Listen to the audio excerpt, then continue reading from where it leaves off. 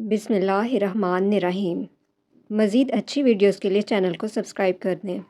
امیر المومنین حضرت علی رضی اللہ عنہ کی زندگی کا آخری سال تھا کہ ایک دن آپ نماز ادا کرنے کے بعد ممبر پر بیٹھ گئے۔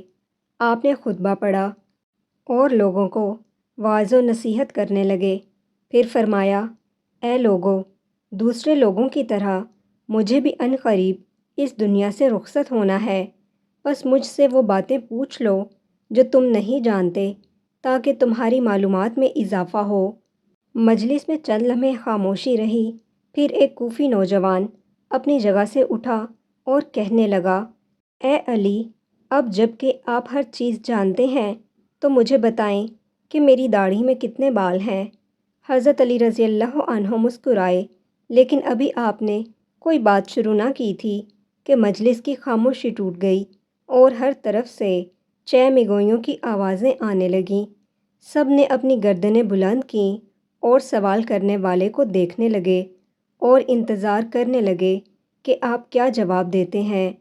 حاضرین میں کچھ دشمن بھی موجود تھے، اس لیے کہنے لگے، آج علی کوئی جواب نہیں دے سکیں گے۔ ہر شخص کی داڑھی کے بالوں کی تعداد الگ الگ ہوتی ہے، اس لیے حضرت علی کو کیسے معلوم ہے کہ اس کے بالوں کی تعداد کتنی ہے؟ چند لمحوں کے بعد حضرت علی رضی اللہ عنہ نے حاضرین سے پوچھا، اس سوال کا درست جواب کون جانتا ہے؟ حاضرین میں سے کوئی شخص جواب دینے کے لیے تیار نہ ہوا اور مجلس میں چند لمحے خاموشی رہی۔ حضرت علی رضی اللہ عنہ کی خدمت میں قمبر نامی ایک آزاد کردہ غلام رہتا تھا جو مکتب علی کا تربیت یافتہ آپ کا خدمت گار اور جانثار تھا۔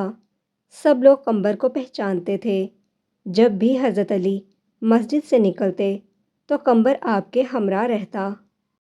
اس موقع پر بھی قمبر دروازے پر نہایت خاموشی سے کھڑا مسجد میں ہونے والی گفتگو سن رہا تھا۔ جب مجلس سے کوئی شخص جواب دینے کے لیے نہیں اٹھا تو حضرت علی نے قمبر کو آواز دی اور کہا، آؤ اس شخص کو جواب دو۔ قمبر نے سوال کرنے والے کوفی نوجوان سے کہا، اگر تم لوگوں کے بدخواہ نہیں ہو اور سچے ہو تو اس بات کی تصدیق کرو کہ اس سوال سے تمہارا مقصد کیا ہے۔ ایسا معلوم ہوتا ہے کہ تمہارا مقصد اپنے علم میں اضافہ نہیں ہے، بلکہ تمہاری غفلت اور بدبختی نے اس بات پر آمادہ کیا ہے کہ مسلمانوں کے پیشوا سے عجیب و غریب سوالات پوچھو۔ یاد رکھو، حضرت علی کو وہ تمام باتیں معلوم ہیں جس میں تمہاری بھلائی ہے۔ میں تمہیں جواب دے سکتا ہوں، لیکن اس سے قبل کہ تمہارے سوال کا جواب دوں، تمہیں معلوم ہونا چاہیے کہ تمہاری داڑھی کے ہر بال میں ایک شیطان چھپا بیٹھا ہے جو تمہارے دل میں وسوسے ڈالتا ہے اور تمہیں راہ راست سے دور کر رہا ہے۔ ہماری رہنمائی کے لیے اللہ تعالیٰ کی کتاب موجود ہے جس میں کوئی کمی بیشی نہیں ہے، لیکن اللہ تعالیٰ کی کتاب بھی آسمانوں کے ستاروں، فرشتوں اور پیغمبروں کی تعداد بیان نہیں کرتی، اس لیے کہ کئی چیزوں کا شمار کرنا بے حاصل ہے جب تک کہ اس میں فائدہ نہ ہو۔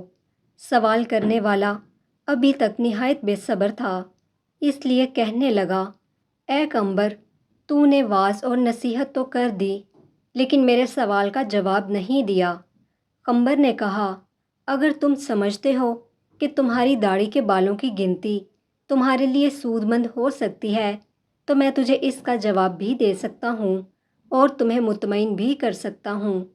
سوال کرنے والا جوان کہنے لگا، مجھے اس کا کوئی خاص فائدہ تو معلوم نہیں ہے، تاہم میں نے ایک سوال پوچھا ہے جس کا جواب جاننا چاہتا ہوں۔ قمبر نے کہا، مجھے بھی اس میں کوئی فائدہ نظر نہیں آتا، لیکن ایسے سوال کی حیثیت دوسروں کا وقت ضائع کرنے اور بچوں کے افکار کو گمراہ کرنے کے علاوہ کچھ نہیں ہے، لیکن ابھی تک اپنے سوال کا جواب مانگنے پر اصرار کر رہے ہو۔ کیا تم گنتی اور حساب جانتے ہو اور 1000 سے لے کر 10,000 تک گنتی کر سکتے ہو؟ اس نے کہا، ہاں جانتا ہوں۔ قمبر نے کہا، جو لوگ عقل مند ہیں وہ کئی مفید کام کرتے ہیں اگر تجھے کسی کام کی فکر نہیں ہے اور نہ ہی کوئی مفید سوال پوچھنا چاہتے ہو تو میں بھی سمجھتا ہوں کہ ممکن ہے اس گنتی سے تمہارا کوئی ذاتی مسئلہ حل ہو جائے گا۔ بہرحال یہ کام نہایت آسان ہے۔ تمہاری داڑھی کافی لمبی ہے، اسے قینچی سے کاٹ دو اور اپنے سامنے رکھو اور بیٹھ کر نہایت آرام سے گنتی کر لو کہ اس میں کتنے بال ہیں۔ اگر اب بھی راضی نہیں ہو تو مجھے بتاؤ۔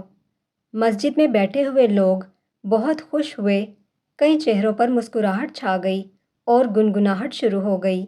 دوست اور دشمن ایک دوسرے کو دیکھنے لگے۔ دشمنوں نے کہا، ہم بھی اس موضوع سے غافل تھے، قمبر درست کہتا ہے۔ نادان دوست کہنے لگے، واقعی عجیب سوال اور عجیب جواب تھا۔ یہی وجہ تھی کہ حضرت علی رضی اللہ عنہ نے اس کے جواب کے لیے اپنے غلام کو حکم دیا۔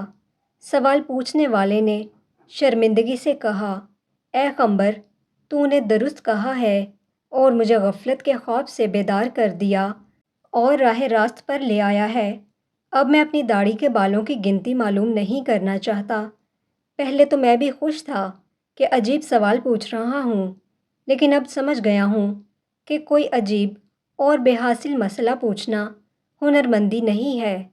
میں شیطانی وسوسوں سے اللہ تعالیٰ کی پناہ مانگتا ہوں۔ اس کے علاوہ اس امر سے زیادہ خوش ہوں کہ اگرچہ سوال بیہودہ تھا لیکن جواب دینے والا عقل مند تھا۔